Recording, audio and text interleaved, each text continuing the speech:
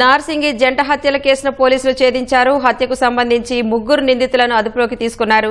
తాజా వివరాలు మా ప్రతినిధి నాగార్జున అడిగి తెలుసుకుందాం. నాగార్జున, ఆ నిందితులకు సంబంధించిన వివరాలేంటి?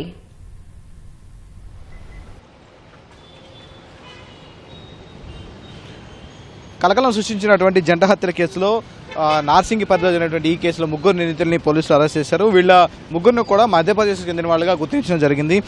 రాహుల్ కుమార్ సాకేత్, రాజ్ కుమార్ సాకేత్, సుఖేంద్ర కుమార్ సాకేత్ ఈ 3ను కూడా ఈ కేసులో నిందితులుగా గుర్తించారు.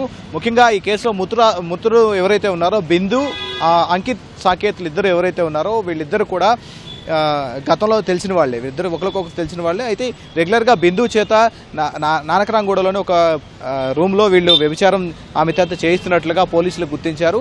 అయితే వ్యభిచారం చేయిస్తున్నటువంటి సమయంలో ఈ కేసులో ప్రధాన నిందితుడు ఎవరైతే ఉన్నారో రాహుల్ కుమార్ సాకేత్ ఎవరైతే ఉన్నారో అతను ఆమెతో 2 సార్లు లైంగికంగా కలిసే సమయంలో వీడియోలు చిత్రీకరించేందుకు ప్రయత్నం చేశారు. సో ఆ విషయాన్ని గమనించినటువంటి బిందు దీన్ని వ్యతిరేకించింది, దానికి అభ్యంతరం చెప్పింది. ఈ అభ్యంతరం చెప్పడంతో వాళ్ళిద్దరి మధ్య వాగ్వాదం చోటు చేసుకుంది. అయితే అతను వీడియోలు చిత్రీకరిస్తున్నటువంటి విషయాన్ని ఇక్కడ మృతుడు ఎవరైతే ఉన్నారో అంకిత్ సాకేత్కి ఈ విషయాన్ని పూర్తిగా ఆమె చెప్పింది. ఈ చెప్పిన విషయంలో తర్వాత ఈయన్ని అంకిత్ కుమార్ సాకేత్ ఎవరైతే ఉన్నారో అంటే రాహుల్ కుమార్ సాకేత్ ఎవరైతే ఉన్నారో ప్రధాన నిందితుడు ఈ అంకిత్ సాకేత్ వెళ్ళి అతను హెచ్చరించడం జరిగింది. హెచ్చరించి తను బెదిరించడంతో అతను ఎలాగైనా హతమార్చాలని ఈ ప్రధాన నిందితుడు రాహుల్ కుమార్ సాకేత్ భావించుకున్నాడు. అయితే ఇద్దరు స్నేహితులు రాజ్ కుమార్ సాకేత్, సుఖేంద్ర కుమార్ సాకేత్ సహాయంతో వీళ్ళు ఇద్దరిని అతన్ని హతమార్చాలని భావించారు. ఇందుకు ఆమెని మరొకసారి అతని ద్వారానే ఎంగేజ్ చేసుకున్నాడు. ఎల్బీ నగర్లో ఆమె తెలిసిన వాళ్ళతో ఉంటుంది కాబట్టి రెగ్యులర్గా ఇట్లాంటి అత్యాచారం అది ఎవరైనా ఆమె అవసరం ఉన్న వాళ్ళు ఎవరైనా అంకిత్ సాకేత్ని అడిగితే ఆయన వెంటనే ఆమెను తీసుకొని ఆ రూమ్కి తీసుకొస్తాడు. సో ఇదే అదునుగా చూసుకున్నటువంటి రాహుల్ కుమార్ సాకేత్ మరొకసారి ఆమెని బుక్ చేసుకున్నాడు. 4,000 రూపాయలకి ఆమెని తీసుకురమ్మని చెప్పడం. ఆ తర్వాత రూమ్కు వచ్చిన సమయంలో అతని మీద అంటే ఆటోలో వాళ్ళిద్దరు కలిసి అంటే మృతులు ఇద్దరుతో పాటుగా ఆ 3 నిందితులు కూడా ఆటోలో పుప్పాలగూడలో ఉన్నటువంటి అనంత పద్మనాభ స్వామి టెంపుల్ సమీపంలో ఉన్నటువంటి ఘటనా స్థలం ఏదైతే ఉందో క్వారీ సమీపంలో అక్కడికి వెళ్ళారు. అక్కడ మద్యం సేవించారు. ఇదే సమయంలో సుఖేంద్ర కుమార్ ఆమెతో ఉండగా వీళ్ళిద్దరూ కలిసి రాహుల్ కుమార్ సాకేత్, రాజ్ కుమార్ సాకేత్ ఇద్దరూ కలిసి అంకిత్ సాకేత్ని చాలా దారుణంగా కత్తితో పొడిచి రాళ్లతో మోది హత్య చేశారు. సో ఆ తర్వాత ఇతను హత్య చేసిన తర్వాత ఆమెతో ఉన్నటువంటి బిందు వరకు వెళ్ళారు. ఈ విషయం తెలుసుకున్నటువంటి బిందు వాళ్ళిద్దరి మధ్య కొంత ప్రతిఘటన జరిగింది. అదే సమయంలో 3 కలిసి ఆమెను కూడా హత్య చేయడం జరిగింది.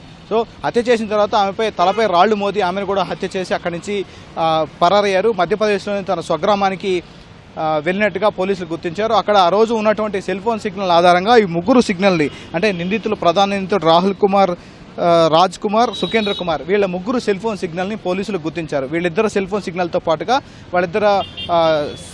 మృతులిద్దరు సెల్ ఫోన్ సిగ్నల్ను కూడా గుర్తించారు. ఇవి 5 కూడా అక్కడే ఉన్నట్టుగా గుర్తించారు. 11వ తేదీ రాత్రి వాళ్ళు అక్కడికి వచ్చినట్టుగా గుర్తించారు. ఆ రోజు రాత్రి వాళ్ళిద్దరిని హత్య చేసి 12వ తేదీ ఎర్లీ మార్నింగ్ వాళ్ళు ఇక్కడి నుంచి బయలుదేరి వాళ్ళ స్వగ్రామాలకి మధ్యప్రదేశ్లోని వాళ్ళ స్వగ్రామానికి వెళ్ళినట్టుగా పోలీసులు గుర్తించారు. అక్కడికి వెళ్ళి ప్రస్తుతం వాళ్ళని అరెస్ట్ చేశారు. అక్కడ స్థానిక కోర్టులో హాజరుపరిచి పీటీ వారెంట్పై హైదరాబాద్ తీసుకొస్తున్నారు. సో ఈ కేసు చిక్కుమడి విధిని అసలు వాళ్ళిద్దరిని అక్కడికి తీసుకొచ్చి ఎందుకు చేయాల్సి వచ్చింది, ఆమెకు ఉన్నటువంటి సంబంధం ఏంటి, అంకిత్ సాకేత్ ఆమె ఎందుకు తీసుకొచ్చాడు, ఇవన్నీ విషయాల మీద పోలీసులు ఒక సీక్వెన్స్ని అంటే ఒక క్లారిటీ వచ్చింది. ఈ సెల్ ఫోన్ సిగ్నల్ ఆధారంగా వాళ్ళని పట్టుకోవడం, మధ్యప్రదేశ్లో వాళ్ళని గుర్తించి విచారించగా ఈ విషయం అంతా బయటపడింది.